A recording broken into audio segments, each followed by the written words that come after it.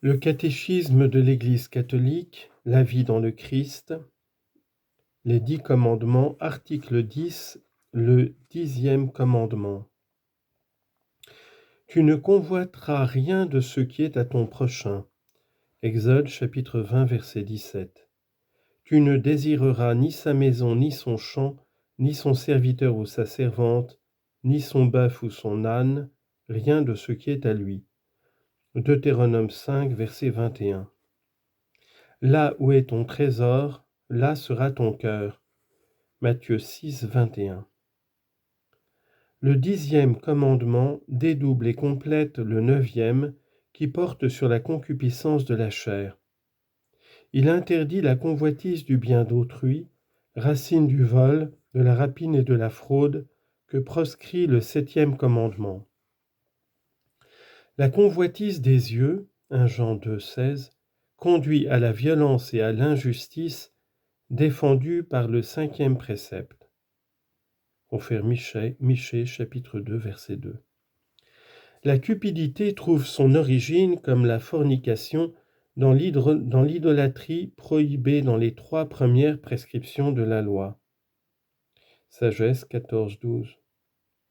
Le 10e commandement porte sur l'intention du cœur. Il résume avec le 9e tous les préceptes de la loi. 1. Le désordre des convoitises. L'appétit sensible nous porte à désirer les choses agréables que nous n'avons pas. Ainsi, désirer manger quand on a faim ou se chauffer quand on a froid. Ces désirs sont bons en eux-mêmes, mais souvent, ils ne gardent pas la mesure de la raison et nous poussent à convoiter injustement ce qui ne nous revient pas et appartient ou est dû à autrui.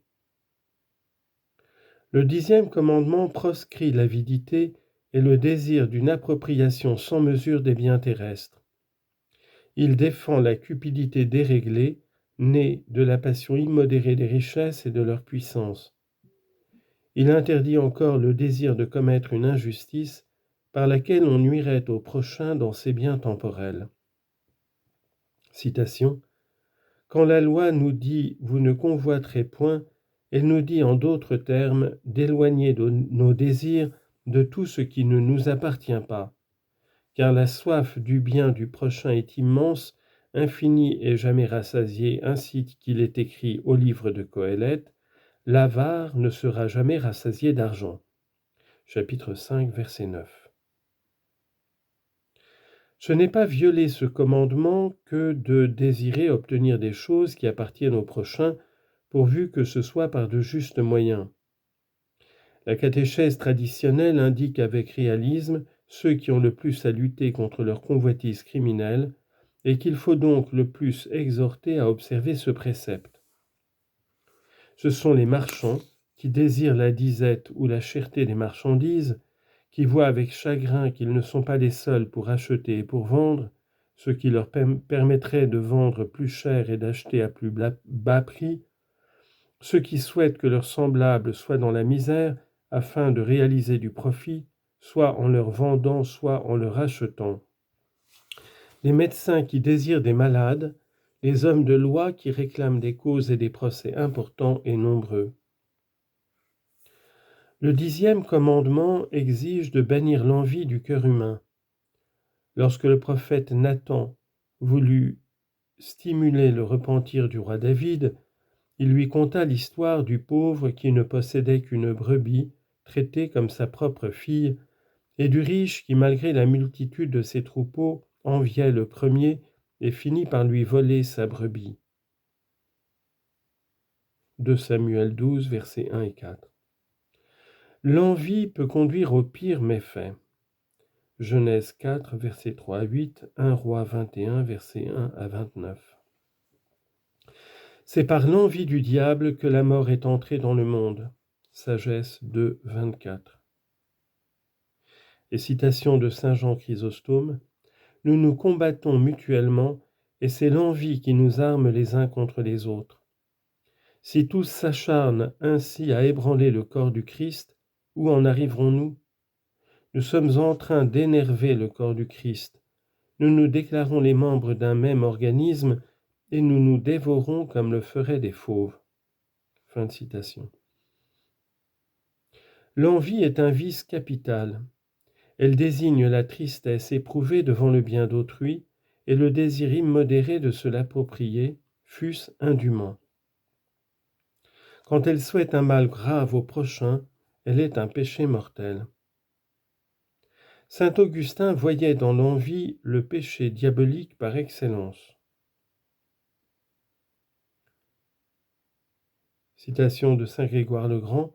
De l'envie naissent la haine, la médisance, la calomnie, la joie causée par le malheur du prochain et le déplaisir causé par sa prospérité. Fin de citation. L'envie représente une des formes de la tristesse et donc un refus de la charité. Le baptisé luttera contre elle par la bienveillance. L'envie vient souvent de l'orgueil. Le baptisé s'entraînera à vivre dans l'humilité.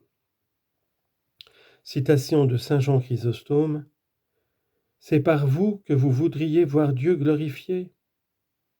Eh bien, réjouissez-vous des progrès de votre frère, et du coup, c'est par vous que Dieu sera glorifié. Dieu sera loué, dira-t-on, de ce que son serviteur a su vaincre l'envie en mettant sa joie dans les mérites des autres. » Fin de citation. 2. Les désirs du cœur. L'économie de la loi et de la grâce détourne le cœur des hommes de la cupidité et de l'envie. Elle l'initie au désir du souverain bien, elle l'instruit des désirs de l'Esprit Saint qui rassasie le cœur de l'homme. Le Dieu des promesses a depuis toujours mis l'homme en garde contre la séduction de ce qui depuis les origines apparaît bon à manger, agréable aux yeux, plaisant à contempler. Genèse 3, verset 6. La loi confiée à Israël n'a jamais suffi à justifier ceux qui lui étaient soumis. Elle est même devenue l'instrument de la convoitise. Romains 7, verset 7. L'inadéquation entre le vouloir et le faire, Romains 7, 15, indique le conflit entre la loi de Dieu, qui est la loi de la raison, et une autre loi qui m'enchaîne à la loi du péché qui est dans mes membres. Romains 7, 23. Citation. « Maintenant, sans la loi, la justice de Dieu s'est manifestée, attestée par la loi et les prophètes, justice de Dieu par la foi en Jésus-Christ, à l'adresse de tous ceux qui croient. » Romains 3, versets 21 et 22. Dès lors, les fidèles du Christ ont crucifié la chair avec ses passions et ses convoitises. Galates 5, 24. Ils sont conduits par l'Esprit et suivent les désirs de l'Esprit. Romains 8, 14 et 8, 27. 3. La pauvreté du cœur. Jésus enjoint à ses disciples de le préférer à tout et à tous et leur propose de donner congé à tous leurs biens à cause de lui et de l'Évangile. Peu avant sa passion, il leur a donné en exemple la pauvre veuve de Jérusalem qui de son indigence a donné tout ce qu'elle avait pour vivre. Le précepte du détachement des richesses est obligatoire pour entrer dans le royaume des cieux.